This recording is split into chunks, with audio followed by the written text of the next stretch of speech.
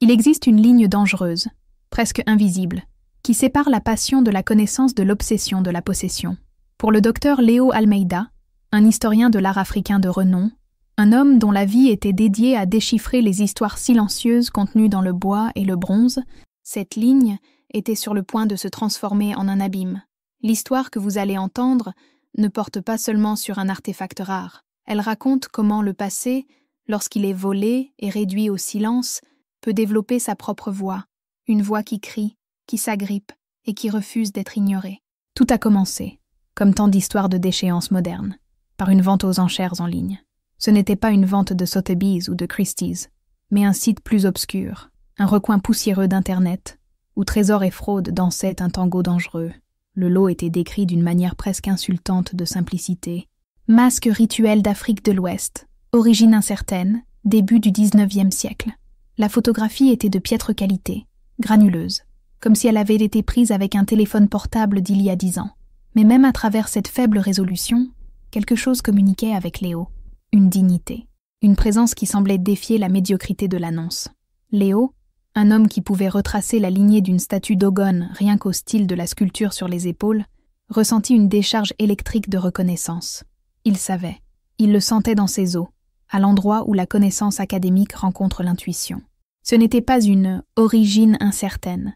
Les lignes sévères et élégantes, la patine sombre et profonde du bois, le motif subtil des scarifications sur le front, tout indiquait une seule et glorieuse origine, le royaume du Bénin, précolonial, un chef-d'œuvre qui aurait dû être sur un piédestal au Metropolitan Museum of Art, pas dans une vente aux enchères douteuses pour un prix de départ dérisoire. La chasse commença. Léo plaça son offre, le cœur battant la chamade. On surenchérit. Il augmenta son offre, l'adrénaline brouillant son jugement. Il ne s'agissait plus d'histoire, il s'agissait de conquête. Il imaginait le masque dans son bureau, l'envie dans les yeux de ses collègues, l'article définitif qu'il écrirait. Il n'achetait pas un objet, se disait-il pour justifier la somme qui grimpait vertigineusement. Il sauvait un fragment orphelin de l'histoire. Lorsque la vente aux enchères se termina, et que le masque fut à lui pour une somme qui aurait provoqué une crise cardiaque à sa banquière, il ressentit une extase pure, l'extase d'un conquérant. Il n'avait aucune idée que la conquête était, en réalité, mutuelle. La boîte arriva un mardi après-midi gris. Elle était disproportionnément lourde, comme si elle contenait du plomb au lieu de bois. Avec des mains tremblantes d'anticipation, il coupa le ruban adhésif. À l'intérieur, nichée dans de la paille séchée et des journaux jaunis, elle était là. La réalité surpassait l'image pixelisée de manière écrasante. Elle était sculptée dans un bois noir comme une nuit sans étoiles, mais avec des veines d'un rouge profond qui serpentaient à sa surface, tel un système circulatoire figé dans le temps. Le visage était d'une sérénité imposante, royale. Les yeux étaient des fentes en amande et vides, mais Léo se sentait observé, évalué par eux. Le nez, long et aristocratique. La bouche, légèrement entr'ouverte, comme si elle était au milieu d'un murmure interrompu il y a des siècles. De petites incrustations de laiton, maintenant verdis par l'âge, formaient des motifs complexes sur le front et les joues, symboles de pouvoir et de lignage. Et l'odeur était une histoire en soi. Du bois ancien, bien sûr, mais aussi l'arôme sucré de l'huile de palme, l'odeur piquante de l'encens brûlé, l'odeur métallique d'une terre riche en minerais et quelque chose d'autre, quelque chose de subtilement organique, comme l'odeur de la sueur et du temps. Dans les jours qui suivirent, le masque devint le soleil, autour duquel la planète de Léo tournait. Il l'examina à la loupe, le photographia sous tous les angles possibles, plongea dans sa bibliothèque, croisant les références, comparant les styles. Sa théorie se solidifiait. C'était, sans aucun doute, un masque de la cour de l'Oba du Bénin. Peut-être une Ioba, le masque de la reine-mère, l'un des artefacts les plus sacrés. Il le plaça sur une étagère bien en vue dans son bureau, mais sa présence était oppressante. Il ne parvenait pas à se concentrer. Ses yeux étaient constamment attirés par les fentes sombres du masque. La nuit, ses rêves devinrent vifs et troublants. Il rêvait du son assourdissant des tambours, de danseurs dont les corps bougeaient comme des flammes, de la chaleur d'une forge et de l'éclat du bronze en fusion. Il entendait une langue qu'il ne comprenait pas, mais qui résonnait dans une partie primitive de son âme. Un vendredi soir, alors que la ville de São Paulo était balayée par une tempête implacable, Léo était seul dans son appartement, un sanctuaire d'artefacts silencieux. La tentation, qui avait grandi en lui comme une fièvre, devint insupportable. C'était le plus grand tabou pour un historien, une violation éthique qui ferait frémir n'importe quel conservateur de musée. Mais une voix dans son esprit, une pensée insistante qui ne semblait pas entièrement la sienne, murmurait « Pour comprendre l'histoire, il faut la vivre, ressens le pouvoir. Porte-le, juste un instant, vois à travers ses yeux, le cœur dans la gorge. » Il prit le masque. Le bois était froid, mais une énergie étrange, une vibration presque imperceptible, en émanait. Il le leva jusqu'à son visage. L'odeur l'enveloppa complètement, dense et enivrante. Il ferma les yeux et l'ajusta. Pendant un instant, l'univers se contracta en un point d'obscurité absolue. Il n'y avait plus de bureau, plus de bruit de pluie, plus de 21e siècle. Il y avait seulement le son pulsant de son propre sang dans ses oreilles, et les tambours lointains de ses rêves, maintenant forts et clairs, comme s'ils battaient à l'intérieur de son crâne. Et puis, les souvenirs vinrent, non pas comme des images sur un écran, mais comme des expériences vécues, imprimées directement dans sa conscience. Il sentit les mains d'un maître artisan, sentit la dévotion dans chaque coup de l'outil qui le sculptait dans l'arbre sacré. Il sentit le contact des huiles et des herbes frottées sur sa surface par un prêtre, entendit les chants qui le consacraient. Il vit, à travers les fentes des yeux, l'opulence de la cour du Bénin, le pouvoir et l'intrigue, les cérémonies qui marquaient les saisons et la vie. Et puis, la vision changea. Elle devint un enfer, du feu, des cris dans une langue qu'il comprenait maintenant comme la langue du peuple Edo, de la fumée qui égratignait la gorge, l'odeur de la poudre et l'éclat terrible de l'acier européen. Il vit les hommes aux uniformes rouges, les soldats de l'expédition punitive britannique de 1897. Il ressentit la brutalité du pillage, la profanation du sacré. Il ressentit la douleur lancinante d'être arraché de sa place d'honneur, l'humiliation d'être jeté dans un sac en toile avec d'autres trésors de bronze et d'ivoire, l'obscurité du voyage sur un navire, loin de sa maison, de son but, de son peuple. L'expérience fut totale. Dura-t-elle une seconde, une éternité? Lorsque la conscience de son propre corps et de sa pièce revint, il était haletant, le visage trempé de sueur. C'était terrifiant, et c'était la plus grande découverte de sa vie. « C'est un témoin », murmura-t-il, la voix étouffée et creuse à l'intérieur du bois. Il a une mémoire. Un sourire de triomphe académique se forma sur ses lèvres. Maintenant, il n'avait pas seulement une théorie, il avait une preuve que lui seul pouvait connaître. Ce fut alors qu'il essaya de l'enlever. Ses doigts agrippèrent les côtés du masque, mais il ne bougea pas d'un millimètre. « Étrange !» pensa-t-il. La sueur a dû créer une sorte de joint à vide. Il tira plus fermement. Une douleur aiguë et brûlante explosa sur tout son visage, comme si le bois avait planté des milliers de micro-racines dans ses pores. Il hurla, un son guttural et bestial qui résonna à l'intérieur de sa nouvelle tête. La panique, froide et poisseuse, commença à monter dans sa gorge. Il trébucha jusqu'au miroir de la salle de bain.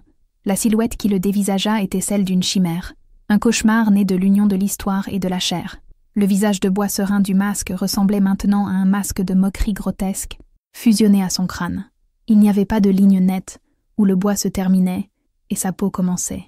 C'était une fusion horrible, la peau rouge et enflammée, et les veines rougeâtres du bois semblaient se prolonger comme des capillaires gonflés dans sa propre chair. Il essaya de nouveau, désespéré, utilisant ses ongles, la force brute, ignorant la douleur qui lui faisait voir des étoiles. Le résultat fut du sang. Des filets de sang coulèrent sous le masque, tachant le col de sa chemise. Il n'était pas coincé. Il était en train de devenir une partie de lui. Les heures suivantes furent un flou de panique aveugle et de douleur atroce. Il essaya l'eau tiède, l'huile de cuisine, même la pointe d'un couteau à beurre pour tenter de forcer une séparation. Mais chaque tentative n'aboutit qu'à plus de douleur et plus de sang. Le masque était inamovible. C'était un second crâne. La nuit tomba, mais le sommeil était un luxe impossible. Il s'assit dans l'obscurité de son salon, le visage de bois fixant le vide.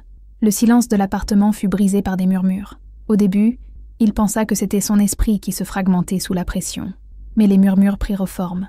Ils étaient en langue Edo, la langue de ses visions. Il ne comprenait pas les mots littéralement, mais il sentait le ton, l'émotion brute derrière eux, une plainte profonde, une colère impuissante et un besoin impérieux. Le masque n'était pas seulement un témoin silencieux, c'était une prisonnière qui avait trouvé un moyen de crier. Et maintenant, il était sa prison ambulante. Les jours se fondirent en un cauchemar continu. Il ne pouvait manger de solide. Il survivait grâce à des liquides, sirotés douloureusement par la petite ouverture de la bouche du masque. Le monde extérieur cessa d'exister. Le téléphone sonnait sans cesse. Les emails de l'université s'accumulaient. Comment pouvait-il expliquer? Chers collègues, je suis au regret de vous informer que je ne pourrai pas assister à la réunion du département, car mon visage a fusionné de manière permanente avec un artefact du 19e siècle du royaume du Bénin. Ce serait la fin de sa carrière, de sa vie, telle qu'il la connaissait. La faiblesse physique due au manque de nutrition le consumait. Mais le masque, d'une manière parasitaire et terrible, semblait le soutenir. La douleur aiguë de la fusion laissa place à une transformation plus profonde. En se regardant dans le miroir, la ligne de fusion devenait moins définie, plus organique. Le bois et la peau s'intégraient. Et les yeux vides du masque semblaient maintenant contenir une obscurité profonde et scintillante. Et tout au fond, il pouvait voir la lueur terrifiée de ses propres yeux, emprisonnés. Les visions devinrent son état normal d'existence. Il voyait le périple humiliant du masque à travers le XXe siècle, vendu aux enchères à Londres à un aristocrate qui l'exhibait comme un trophée de chasse, enfermé dans une cave sombre pendant des décennies après sa mort. Redécouvert, vendu à nouveau, passant d'un collectionneur indifférent à un autre. Chacun le voyait comme une curiosité, un investissement, un objet de décoration exotique. Aucun d'eux ne sentit sa douleur, sa nostalgie, son accès, s'évanouissant en terre étrangère. Le masque n'était pas mauvais, il était blessé. Il souffrait d'une maladie pour laquelle les Occidentaux n'ont pas de nom, la maladie de la déconnexion, de l'exil de sa source spirituelle. Dans un rare moment de lucidité au milieu de la fièvre et du désespoir, la vérité le frappa comme un éclair. Sa science, sa logique, ses livres d'histoire étaient des outils inutiles contre cela. Il ne faisait pas face à un problème matériel, mais à une blessure spirituelle. Une blessure que lui, avec sa convoitise de collectionneur, avait approfondie. Il avait besoin d'un autre type de connaissance. Les mains tremblantes, caché sous la capuche d'un sweatshirt, il retourna à son ordinateur. Ses recherches ne portaient plus sur des historiens ou des conservateurs, mais sur des prêtres, des guides spirituels, des personnes qui comprenaient la cosmologie Yoruba et Edo. C'est ainsi qu'il trouva le nom d'Iya Fatumbi, une femme légendaire, docteur en histoire de l'université d'Ibadan et, en même temps, une Iyalorixa de haut rang à Salvador, dans l'état de Bahia. Sa biographie disait qu'elle était spécialisée dans l'âme des objets et la mémoire des rituels. Désespéré, Léo envoya un email cryptique, parlant d'un problème grave et intime avec un artefact du Bénin et implorant de l'aide. La réponse arriva en moins d'une heure, courte et glaçante. L'Ioba a attendu. La porte est ouverte. Venez. Le sang de Léo se glaça. Elle savait. Elle l'avait appelé par son nom. Comment? Rassemblant ses dernières forces et économies, il acheta un billet d'avion pour Salvador. Le voyage fut une épreuve. Encapuchonné, portant des lunettes de soleil, se déplaçant comme un fantôme, il sentait le poids de chaque regard. À Salvador, l'air était différent, plus dense, plus vivant. Il se rendit à l'adresse dans le Pelourinho, une vieille maison peinte d'un bleu vibrant. Une dame âgée, d'une allure majestueuse et aux yeux qui contenaient la profondeur d'un océan, l'attendait à la porte. Iya Fatumbi. Elle regarda le masque fusionné à son visage sans la moindre surprise, seulement avec une tristesse profonde et ancienne. « Entrez, mon fils. Le chemin du retour est toujours le plus long. » La maison sentait comme le masque. Herbe, encens, histoire. Elle le guida vers une pièce à l'arrière, remplie de livres académiques et d'autels sacrés. La fusion parfaite de ces deux mondes. Elle le fit asseoir et le fixa longuement, ses yeux dans un dialogue silencieux avec les yeux du masque. « Vous pensez l'avoir acheté, n'est-ce pas ?» dit-elle enfin, la voix douce comme du velours, mais forte comme le roc. « C'est lui qui vous a acheté. Il a senti votre arrogance, votre désir de posséder, mais il a aussi senti votre connaissance. Il a vu en vous non pas un propriétaire, mais un vaisseau, un moyen de transport. Transport. Pour où ?» La voix de Léo était un grincement rauque. « Pour la maison, » dit Iya. « Ce n'est pas un objet, c'est la demeure d'un esprit. Un esprit ancestral de la lignée royale. Il n'a pas été fait pour rester silencieux sur un mur. Il a été fait pour danser, pour présider, pour connecter le monde des vivants au monde des ancêtres. Pendant plus de 100 ans, il a été bâillonné, exilé. Les murmures, les visions, c'est son cri. Il est désespéré. « Est-ce une malédiction ?» demanda Léo, la dernière goutte de son arrogance occidentale s'évaporant. « Malédiction est le mot que l'homme utilise pour le pouvoir qu'il ne peut contrôler. » répondit Iya. « Ce n'est pas une malédiction, pas une... C'est un lien, un appel désespéré. Il s'est accroché à vous parce que vous avez été le premier à vraiment l'entendre lorsque vous l'avez porté. Et il ne lâchera pas avant que son voyage ne soit terminé. La prise de conscience écrasa Léo. Il n'était pas la victime. Il était le dernier maillon d'une longue chaîne de profanation. Sa passion pour l'histoire avait fait de lui un criminel historique. « Que dois-je faire » demanda-t-il, la voix brisée. Il n'y avait que de la résignation dans son ton. « Vous devez terminer le voyage qui a commencé en 1897, dit Tia. Vous devez le ramener, pas dans un musée à Lagos, à sa juste place. Dans la ville de Bénin, au Nigeria, aux descendants des prêtres qui étaient ses gardiens. Eux seuls savent comment apaiser son esprit, comment achever le rituel qui a été brutalement interrompu. C'est seulement lorsqu'il sera libéré que vous le serez aussi. » Le voyage au Nigeria fut un pèlerinage de pénitence. Iya Fatumbi le guida à distance, avec des contacts et des instructions. Léo, maintenant une figure squelettique hantée par un visage de bois, voyagea jusqu'au cœur battant de l'ancien royaume du Bénin. À Benin City, il fut accueilli avec une solennité qui lui coupa le souffle.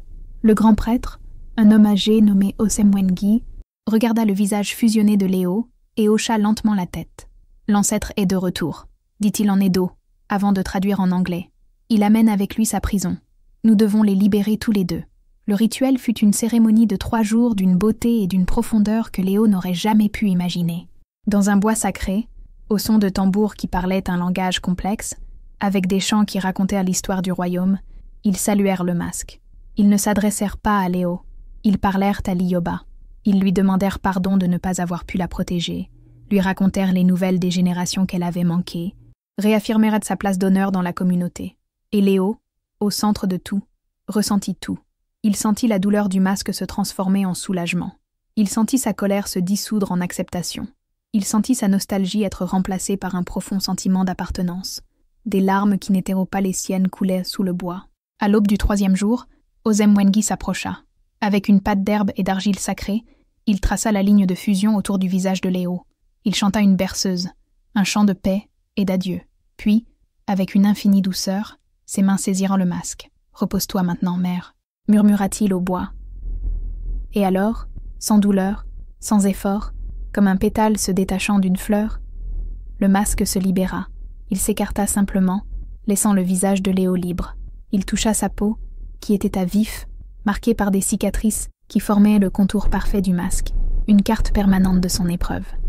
Et il pleura, des sanglots d'épuisement, de soulagement, d'une humilité profonde et transformatrice.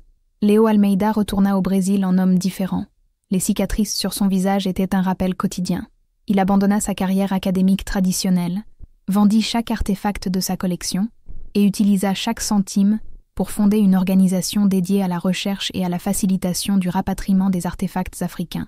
Il avait appris, de la manière la plus intime et brutale, que l'histoire n'est pas quelque chose que l'on possède sur une étagère, c'est une force vivante, et que certains objets ne sont pas seulement des objets, ce sont des ambassadeurs, des prisonniers de guerre, des morceaux de l'âme d'un peuple. Et quand cette âme est volée, elle ne meurt pas. Elle attend, simplement, patiemment, que quelqu'un d'assez stupide pour porter son masque soit enfin forcé d'entendre son cri pour la justice.